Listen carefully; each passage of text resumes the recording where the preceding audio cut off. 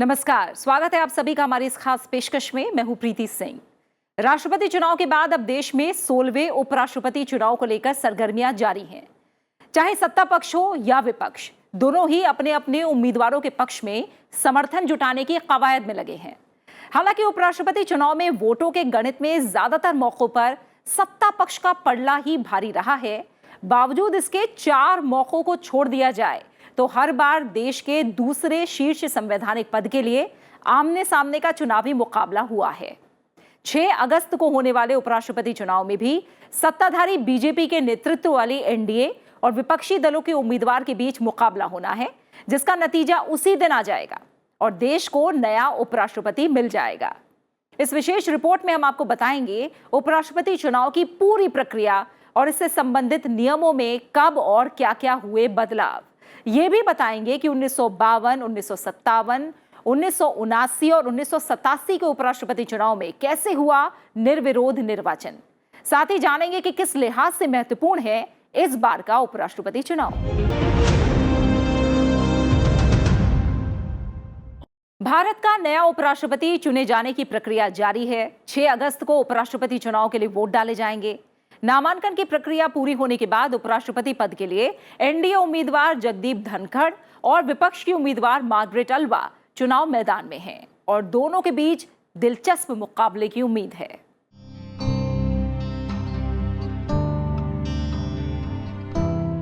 देश के दूसरे शीर्ष संवैधानिक पद के लिए पश्चिम बंगाल के पूर्व राज्यपाल जगदीप धनखड़ और राजस्थान समेत कई राज्यों की राज्यपाल रह चुकी मार्गरेट अल्वा आमने सामने हैं। जगदीप धनखड़ बीजेपी की अगुवाई वाली एनडीए की तरफ से और मार्गरेट अल्वा विपक्षी दलों की ओर से उपराष्ट्रपति पद की उम्मीदवार हैं। उपराष्ट्रपति पद के लिए भी सत्ता पक्ष और विपक्ष के बीच आम सहमति नहीं बन पाई। दिल्ली में 16 जुलाई को बीजेपी संसदीय बोर्ड की बैठक हुई, जिसमें पश्चिम बंगाल के तत्कालीन राज्यपाल जगदीप धनखड़ को एनडीए ने अपना उपराष्ट्रपति उम्मीदवार घोषित कर दिया।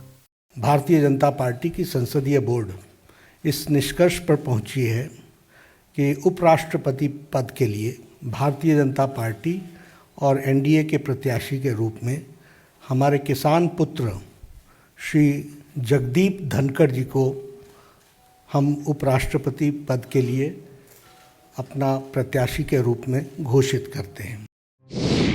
इसके बाद प्रधानमंत्री नरेंद्र मोदी ने ट्वीट किया कि किसान पुत्र जगदीप धनखड़ अपनी विनम्रता के लिए जाने जाते हैं। उन्हें कानूनी विधायी के साथ ही राज्यपाल के रूप में भी काम करने का अनुभव है। प्रधानमंत्री ने उम्मीद जताई कि जगदीप धनखड़ राज्यसभा के उत्कृष्ट सभापति होंगे और राष्ट्र की प्रगति को आगे बढ़ाने के उद्देश्य से सदन की कार्यवाही का मार्गदर्शन करते रहेंगे। एनडीए उम्मीदवार के ऐलान के बाद विपक्षी दलों ने भी अगले दिन 17 जुलाई को उपराष्ट्रपति पद के लिए अपने प्रत्याशी की घोषणा कर दी। हमने एक कैंडिडेट अनाउंस करने का तय किया। कैंडिडेट आप जानते हैं, श्रीमती मार्गरेट अल्वा। इसके बाद मार्गरेट अल्वा ने ट्वीट किया कि उपराष्ट्रपति पद के लिए विपक्ष का उम्मीदवार बनाया जाना सम्मान की बात है। उन्होंने उन पर विश्वास जताने के लिए विपक्ष के नेताओं का आभार भी जताया। I thank all of them for the trust they have reposed in me. I know it's a difficult battle, but in politics, winning and losing is not the issue. The issue is fighting the battle. कुछ जरूरी शर्तें पूरी करने के बाद कोई भी व्यक्ति उपराष्ट्रपति पद का चुनाव लड़ सकता है। संविधान के अनुच्छेद 66 में देश के दूसरे सर्वोच्च पद के लिए योग्यता बताई गई है। चुनाव लड़ने वाला व्यक्ति भारत का नागरिक होना चाहिए। उसकी उम्र कम से कम 35 साल होनी चाहिए। व्यक्ति राज्यसभा का सदस्य निर्वाचित किए जाने के योग्य होना चाहिए। चौथी शर्त है कि वो किसी भी लाभ के पद पर ना हो। हालांकि अगर कोई व्यक्ति राष्ट्रपति, उपराष्ट्रपति, राज्यपाल, संघ या किसी राज्य के मंत्रिपरिषद का सदस्य है तो उसे लाभ के पद पर नहीं माना जाएगा। इन्हीं योग्यताओं को ध्यान में रखते हुए उपराष्ट्रपति चुनाव के लिए उम्मीदवारों के नाम का ऐलान किया जाता है। उम्मीदवारों के नाम की घोषणा के बाद और मतदान से पहले नामांकन का चरण आता है, जहां उम्मीदवार चुनाव में खड़े होने का इरादा प्रस्तुत करता है। उपराष्ट्रपति पद के उम्मीदवार को नामांकन के लिए 20 प्रस्तावकों और 20 समर्थकों की आवश्यकता होती है। ये प्रस्तावक और समर्थक आम नागरिक नहीं बल्कि निर्वाचक मंडल के सदस्य यानी सांसद होने जरूरी हैं। नियम ये भी है कि एक मतदाता एक से अधिक उम्मीदवारों के नामांकन का प्रस्तावक या समर्थक नहीं हो सकता है। उम्मीदवार को नामांकन पत्र के साथ जमानत राशि के तौर पर 15,000 रुपए भी जमा कराना होता है। कोई भी उम्मीदवार 4 से अधिक नामांकन पत्र दाखिल नहीं कर सकता है और न ही रिटर्निंग अधिकारी 4 से अधिक नामांकन पत्र स्वीकार करेगा। अनिवार्य जमानत राशि और निश्चित संख्या में निर्वाचक किसी उम्मीदवार का प्रस्ताव या समर्थन करें, ये नियम पहले 5 उपराष्ट्रपति चुनावों के बाद शुरू हुई। 1974 में ये नियम बनाया गया कि उम्मीदवार को उपराष्ट्रपति चुनाव में खड़ा होने के लिए कम से कम 5 प्रस्तावकों और 5 अनुमोदकों की जरूरत होगी। साथ ही 2,500 रुपए की अनिवार्य जमानत राशि देने का नियम भी शुरू किया गया। राष्ट्रपति और उपराष्ट्रपति चुनाव अधिनियम 1952 में संशोधनों के जरिए ये बदलाव लाए गए। 1997 में इस अधिनियम में फिर संशोधन किया गया, जिसके बाद जमानत राशि को बढ़ाकर 15,000 रुपए और प्रस्तावकों और अनुमोदकों की संख्या 20-20 कर दी गई। निर्वाचकों और समर्थकों की संख्या 1974 तक 1-1 थी, लेकिन 1974 में बढ़ के फिर 5 हुई और फिर 1997 में जाके 20 हो गई, जो कि अब भी लागू होती है। और इसका मुख्य कारण यही था कि ये निश्चित करना था कि जो लोग सीरियस नहीं हैं इलेक्शन के बारे में, वो लोग इसके लिए खड़े न हों। नहीं तो तमाम लोग खड़े हो जाते थे तो तमाम इंतज़ामात उनके लिए करने पड़ते थे। इसलिए सिर्फ जो सीरियस लोग हैं, सीरियस पर्सन्स हैं, उन्हीं को सामने रखा जाए और उन्हीं के लिए निर्वाचन हो। इसको सुनिश्चित करने के लिए ये संख्या में वृद्धि करी गई। इस बार के उपराष्ट्रपति चुनाव में भी इन्हीं नियमों के आधार पर नामांकन की प्रक्रिया पूरी की गई। एनडीए उम्मीदवार जगदीप धनखड़ ने 18 जुलाई को अपना नामांकन पत्र दाखिल किया। इस दौरान प्रधानमंत्री नरेंद्र मोदी, कई केंद्रीय मंत्री और एनडीए के दिग्गज मौजूद रहे। भारत के लोकतंत्र के लिए ये एक मेजर माइलस्टोन मानता हूं कि साधारण किसान का बेटा नॉमिनेशन कर आया है। विपक्ष के उम्मीदवार मार्गरेट आल्वा ने 19 जुलाई को अपना नामांकन पत्र दाखिल किया। उनके नामांकन में कांग्रेस, डीएमके, एसपी, वामदल, एनसीपी समेत कई विपक्षी दलों के नेता मौजूद रहे। एनडीए प्रत्याशी जगदीप धनखड़ और विपक्ष की उम्मीदवार मार्गरेट आल्वा के नामांकन पत्र जांच में सही पाए गए और नामांकन प्रक्रिया पूरी होने के बाद ये दोनों उम्मीदवार ही चुनाव मैदान में रह गए हैं। अब लोगों की नजर इस बात पर है कि देश का अगला उपराष्ट्रपति कौन होगा। उपराष्ट्रपति चुनाव की खास बात यह है कि वोटिंग के लिए कोई भी राजनीतिक दल व्हिप जारी नहीं कर सकता। उपराष्ट्रपति चुनाव में प्रत्येक वोटर अपनी इच्छा से जिसे चाहे वोट दे सकता है और वोट नहीं भी दे सकता है। मतदान गुप्त होगा। ऐसे में असली तस्वीर तो 6 अगस्त को सामने आएगी, जब वोटों की गिनती के बाद देश के नए उपराष्ट्रपति के नाम का ऐलान होगा। वीडियो जर्नलिस्ट योगेश अग्रवाल के साथ शम्स तबरेज, संसद टीवी।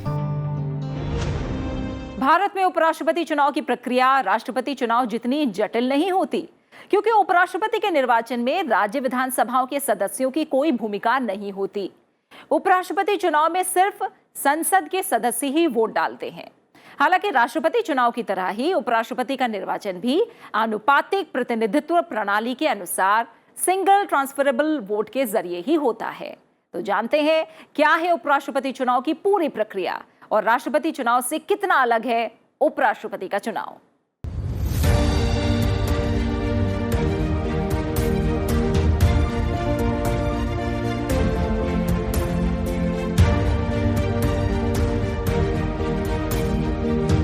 उपराष्ट्रपति एम वेंकैया नायडू का कार्यकाल 10 अगस्त 2022 को खत्म हो रहा है, इसलिए इस तारीख से पहले उपराष्ट्रपति चुनाव की प्रक्रिया पूरी की जाएगी, क्योंकि संविधान का अनुच्छेद 68 ये कहता है कि निवर्तमान उपराष्ट्रपति का कार्यकाल खत्म होने से पहले अगले उपराष्ट्रपति के चुनाव की प्रक्रिया पूरी हो जानी चाहिए।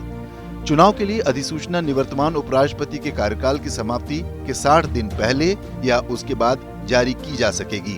हालांकि मृत्यु, इस्तीफा, पद से हटाए जाने या किसी अन्य कारण से उपराष्ट्रपति का पद खाली होने पर चुनाव जल्द से जल्द कराया जाएगा। उपराष्ट्रपति का चुनाव इलेक्शन कमीशन ऑफ इंडिया कराता है और इसका प्राविधान राष्ट्रपति एवं उपराष्ट्रपति अधिनियम 1952 के तहत है, जिसमें कि सेक्शन 3 और 4 में इसका उल्लेख किया गया है। संविधान के अनुच्छेद 66 के मुताबिक भारत में उपराष्ट्रपति का निर्वाचन संसद के दोनों सदनों के सदस्यों से मिलकर बनने वाले इलेक्टोरल कॉलेज यानी निर्वाचक मंडल के जरिए किया जाता है। निर्वाचक मंडल में लोकसभा के 543 और राज्यसभा के 233 निर्वाचित सदस्य होते हैं। इसके अलावा राज्यसभा के 12 मनोनीत सदस्य भी उपराष्ट्रपति चुनाव के निर्वाचक मंडल का हिस्सा होते हैं। इस तरह निर्वाचक मंडल में कुल 788 सदस्य होते हैं। 1961 में 11वें संविधान संशोधन के जरिए उपराष्ट्रपति चुनाव प्रक्रिया में निर्वाचक मंडल संबंधी प्रावधान किया गया। तीसरे उपराष्ट्रपति चुनाव से पहले तक मूल संविधान के अनुच्छेद 66 के मुताबिक उपराष्ट्रपति को संसद के दोनों सदनों के सदस्यों के जरिए सिंगल ट्रांसफरेबल वोट के माध्यम से आनुपातिक प्रतिनिधित्व प्रणाली के अनुसार एक संयुक्त बैठक में निर्वाचित किए जाने की व्यवस्था थी। हालांकि पहले 2 उपराष्ट्रपति चुनाव में इस तरह की कोई संयुक्त बैठक नहीं हुई थी, क्योंकि दोनों ही मौकों पर निर्विरोध निर्वाचन हुआ था। 11वां संशोधन संविधान का जो हुआ, जिसमें कि प्रेसिडेंट की तरह वाइस प्रेसिडेंट का भी इलेक्शन सीक्रेट बैलेट के थ्रू हुआ। दूसरा एक फॉर्मल इलेक्शन हो जाता है, नहीं तो वो तो जैसे बिल पास होते हैं वॉइस मत वोट से या हाथ उठा के, तो उससे फिर वो उसमें सीरियसनेस नहीं रहती, फॉर्मेलिटी नहीं रहती। उपराष्ट्रपति चुनाव में विशेष तरीके से वोटिंग होती है। चुनाव आनुपातिक प्रतिनिधित्व पद्धति के अनुसार एकल संक्रमणीय मत यानी सिंगल ट्रांसफरेबल वोट के जरिए होता है। सिंगल ट्रांसफरेबल वोट यानी मतदाता एक ही वोट देता है, लेकिन वो कई उम्मीदवारों को वरीयता के आधार पर वोट देता है। मतलब वो बैलेट पेपर पर ये बताता है कि उसकी पहली पसंद कौन है, दूसरी कौन और तीसरी कौन। अगर पहली पसंद वाले वोटों से विजेता का फैसला नहीं हो सका, तो उम्मीदवार के खाते में वोटर की दूसरी पसंद को नए सिंगल वोट की तरह ट्रांसफर कर दिया जाता है। Proportional representation through single transferable vote तब होता है, उपयुक्त होता है, जब एक से अधिक लोगों का इलेक्शन होना हो, चुनाव होना हो। जैसा कि राज्यसभा के सदस्यों का चुनाव होता है किसी भी प्रांत में, तो 1, 2, 3, 4 लोगों का इलेक्शन होता है, ज़्यादा भी होता है। तो उस परिस्थिति में ये प्रक्रिया जो है proportional representation by single transferable vote ज़्यादा उपयुक्त है। इस जो प्रक्रिया प्रेसिडेंट के इलेक्शन के लिए और वाइस प्रेसिडेंट इलेक्शन के लिए है, उसको तो कोई दूसरा ही नाम देना चाहिए, और इसके लिए एक नाम ये भी दिया गया है कि it is alternative vote in a single member constituency, क्योंकि इसमें एक ही व्यक्ति का निर्वाचन होना है। हालांकि उपराष्ट्रपति चुनाव में निर्वाचक मंडल के सभी सदस्य सांसद ही होते हैं, इसलिए प्रत्येक संसद सदस्य के वोट का मूल्य एक होता है। हर एक सदस्य जो वोट करता है उसका मूल्य एक ही है, जबकि प्रेसिडेंट के इलेक्शन में ये मूल्य अलग अलग होता है। सब स्टेट असेंबलीज़ के जो MLAs हैं उनके अलग अलग वोट वैल्यू होती है, और जो लोकसभा और राज्यसभा के सदस्य हैं उनके वोटों की वैल्यू अलग होती है। लेकिन वाइस प्रेसिडेंट के इलेक्शन में वैल्यू समान है। सिंगल ट्रांसफरेबल वोट और आनुपातिक प्रतिनिधित्व प्रणाली की दृष्टि से उपराष्ट्रपति चुनाव की प्रक्रिया राष्ट्रपति चुनाव के समान ही है, लेकिन 2 महत्वपूर्ण अंतर हैं। पहला ये कि उपराष्ट्रपति के निर्वाचन में संसद के दोनों सदनों के सभी सदस्य भाग लेते हैं, जबकि राष्ट्रपति के चुनाव में सिर्फ निर्वाचित सदस्य। लोकसभा और राज्यसभा के सभी सदस्य, चाहे वो इलेक्टेड हों चाहे वो नॉमिनेटेड हों, सभी उसमें भाग ले सकते हैं। और इस संबंध में ये थोड़ा प्रेसिडेंट के इलेक्शन से हटके है, क्योंकि प्रेसिडेंट के इलेक्शन में जो सदस्य हैं स्टेट असेंबलीज़ के, उनके अलावा लोकसभा और राज्यसभा के सिर्फ निर्वाचित सदस्य ही भाग ले सकते हैं। उपराष्ट्रपति चुनाव में जहां विधायकों की कोई भूमिका नहीं होती है, वहीं राष्ट्रपति चुनाव में सभी राज्यों के साथ साथ केंद्र शासित प्रदेश दिल्ली और पुदुचेरी विधानसभाओं के निर्वाचित सदस्य भी वोट डालते हैं। वीडियो जर्नलिस्ट योगेश अग्रवाल के साथ शम्स तबरेज, संसद टीवी। नामांकन और निर्वाचक मंडल के बाद अब बात मतदान और मतगणना प्रक्रिया की। तो क्या है उपराष्ट्रपति चुनाव में मतदान और मतगणना की पूरी प्रक्रिया, और उपराष्ट्रपति चुनाव में जीत के लिए उम्मीदवार को कितने वोटों की होती है जरूरत? क्या होता है निर्वाचन के लिए कोटा? आइए जानते हैं।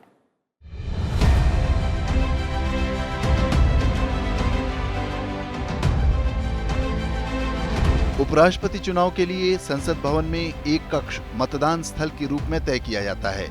इस बार संसद भवन में प्रथम तल पर स्थित कमरा संख्या 63 को मतदान स्थल के रूप में नियत किया गया है। उपराष्ट्रपति चुनाव में मतदान करने का तरीका राष्ट्रपति और उपराष्ट्रपति निर्वाचन नियम 1974 के नियम 17 में दिया गया है। मतपत्र में उम्मीदवारों के नाम तो होते हैं, लेकिन इसमें कोई भी निर्वाचन प्रतीक नहीं होता है। मतपत्र में 2 कॉलम होते हैं, एक तरफ उम्मीदवार का नाम और दूसरी तरफ वरीयता क्रम दर्शाने का कॉलम होता है। वोट देते समय निर्वाचक उम्मीदवार के नाम के सामने वरीयता अंकित कर सकते हैं, जो भारतीय अंकों के अंतर्राष्ट्रीय रूप या रोमन या किसी भारतीय भाषा में प्रयोग किए जाने वाले रूप में दर्शाई जा सकती है, लेकिन शब्दों में अंकित नहीं की जा सकती। उपराष्ट्रपति चुनाव में किसी मतपत्र के वैध होने के लिए सिर्फ प्रथम वरीयता अंकित करना अनिवार्य है, जबकि अन्य को अंकित करना वैकल्पिक है। लेकिन अगर पहली पसंद न लिखी जाए या एक से अधिक प्रत्याशियों के नाम के आगे पहली पसंद लिखी जाए तो मत अवैध घोषित कर दिया जाता है।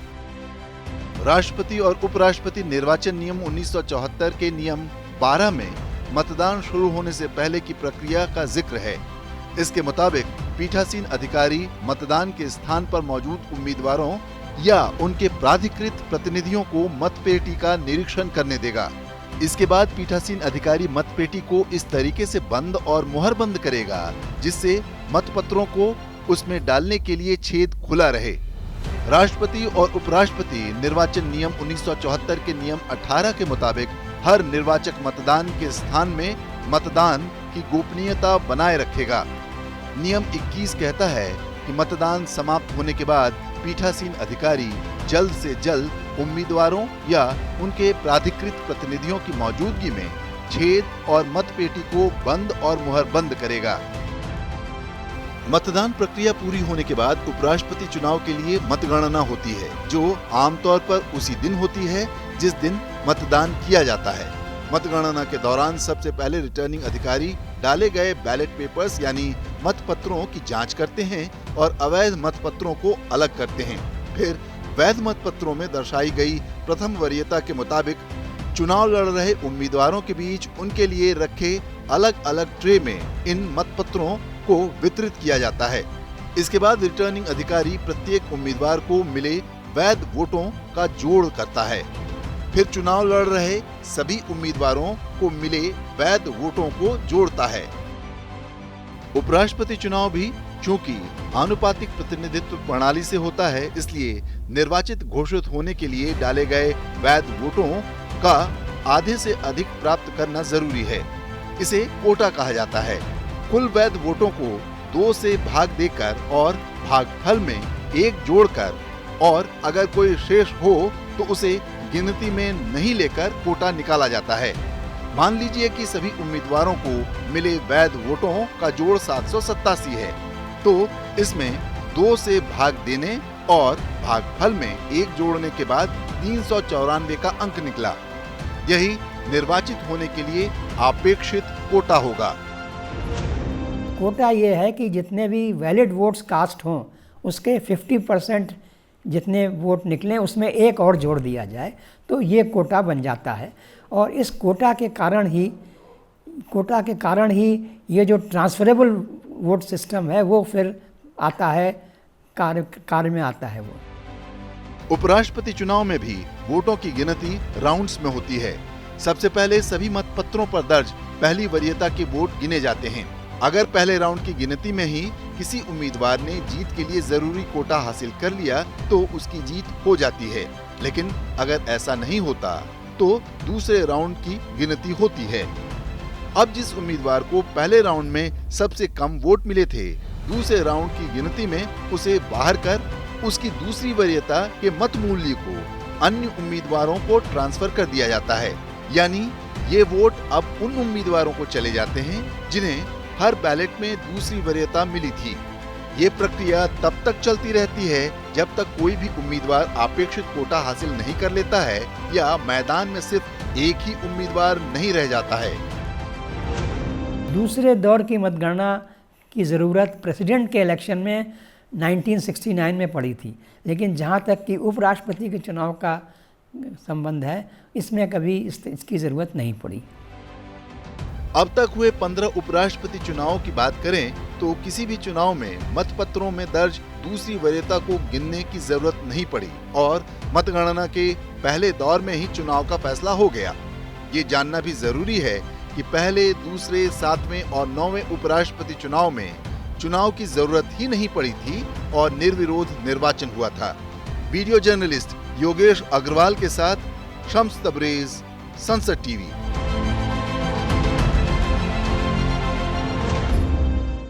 उपराष्ट्रपति चुनाव के इतिहास पर नजर डालें तो डॉक्टर सर्वपल्ली राधाकृष्णन 1952 और 1957 के चुनाव में निर्विरोध चुने गए थे। इसके अलावा 1979 में मोहम्मद हिदायतुल्ला और 1987 में डॉक्टर शंकर दयाल शर्मा भी निर्विरोध निर्वाचित हुए थे। लेकिन अगर इन 4 चुनावों को छोड़ दें तो बाकी सभी उपराष्ट्रपति चुनाव में आमने सामने का मुकाबला हुआ है, कभी कांटे का तो कभी एक तरफा। तो आइए एक नजर डालते हैं अब तक हुए सभी उपराष्ट्रपति चुनाव के नतीजों पर, किसे मिले कितने वोट और किसने कितने बड़े अंतर से हासिल की जीत। देश में पहली बार 1952 में संसद के उच्च सदन का गठन हुआ तो ये भी तय हुआ कि उपराष्ट्रपति इस सदन के सभापति होंगे। डॉक्टर सर्वपल्ली राधाकृष्णन उपराष्ट्रपति पद के लिए निर्वाचित होने वाले पहले व्यक्ति थे, लेकिन खास बात ये रही कि उन्हें चुनावी मुकाबले का सामना नहीं करना पड़ा। 1952 के चुनाव में डॉक्टर सर्वपल्ली राधाकृष्णन और जनाब शेख खादिर हुसैन ने नामांकन किया था, लेकिन खादिर हुसैन का नामांकन खारिज हो गया और इस तरह डॉक्टर सर्वपल्ली राधाकृष्णन निर्विरोध निर्वाचित हुए।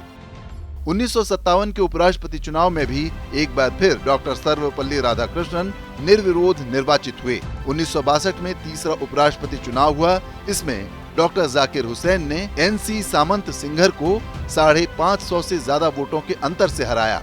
1967 में हुए चौथे उपराष्ट्रपति चुनाव में दिलचस्प मुकाबला हुआ जब VV गिरी और प्रोफेसर हबीब आमने सामने थे। इस चुनाव में VV गिरी को 483 वोट जबकि प्रोफेसर हबीब को 193 वोट मिले। पांचवा उपराष्ट्रपति चुनाव 1972 की बजाय 1969 में कराना पड़ा, क्योंकि 1969 में तीसरे राष्ट्रपति डॉक्टर जाकिर हुसैन के निधन के बाद VV गिरी कार्यवाहक राष्ट्रपति बने। बाद में उन्होंने कार्यवाहक राष्ट्रपति और उपराष्ट्रपति पद से इस्तीफा दे दिया और राष्ट्रपति का चुनाव लड़ा।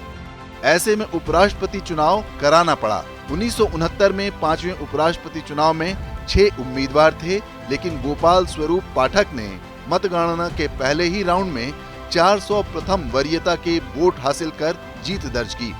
1974 में हुए छठे उपराष्ट्रपति चुनाव में VD जत्ती और NE होरो के बीच मुकाबला हुआ, जिसमें VD जत्ती ने 521 वोट हासिल कर जीत दर्ज की, जबकि NE होरो को 141 वोट ही मिले।